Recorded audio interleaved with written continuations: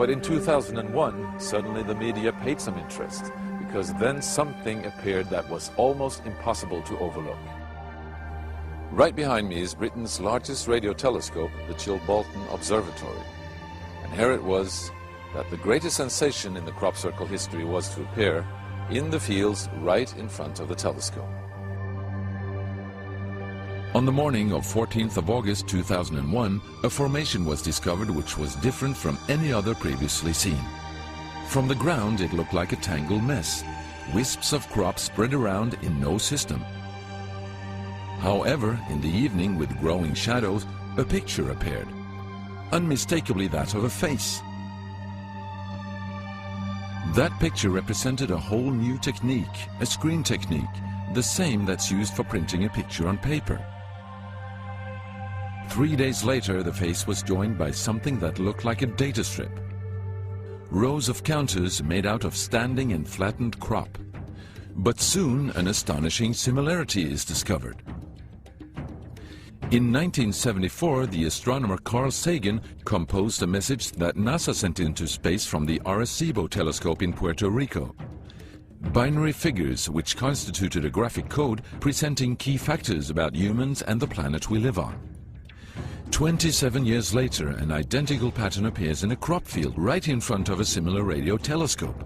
However, on closer inspection, it seemed to show that the code contained some fundamental differences.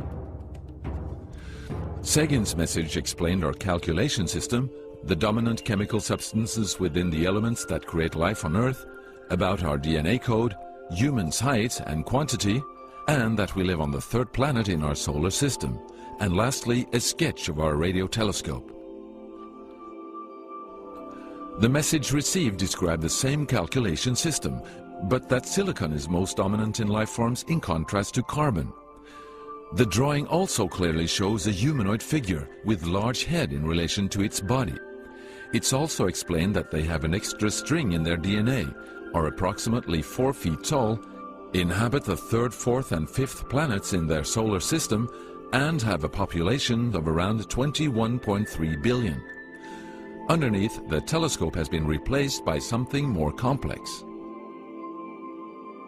1 year earlier, a strange crop circle had appeared in the same place. Is this the same illustration as in the sender's code?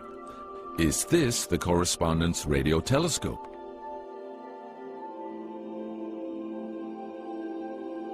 If this is not an extremely clever and well-calculated joke conducted by humans, is it a serious response from an alien civilization? The Chilbolton crop formations really gave new life to the speculations of who is behind this. Is it aliens? Where do they come from? And what is their purpose of this type of communication?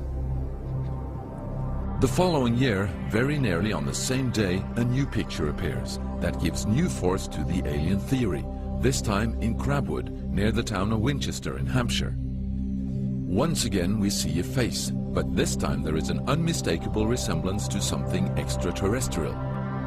The picture also contains a print, somewhat similar to that of a CD, with something that appears to be a coded message. This formation also has a new type of design, this time with horizontal line patterns of variable thickness, similar to that of a TV picture. The message on the disc is similar to a spiral band built up of many boxes.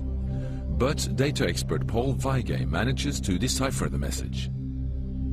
And I had to enlarge the disc quite substantially on the computer and run some image analysis over it to make it clear so that I could see what was a standing tuft and what was flattened. And while I was doing this, I noticed that every so often there was almost a mistake in the diagram. It was like there was a tuft, where the little square tuft, it had done sort of half size. I thought that's a bit odd, and it seemed fairly regular.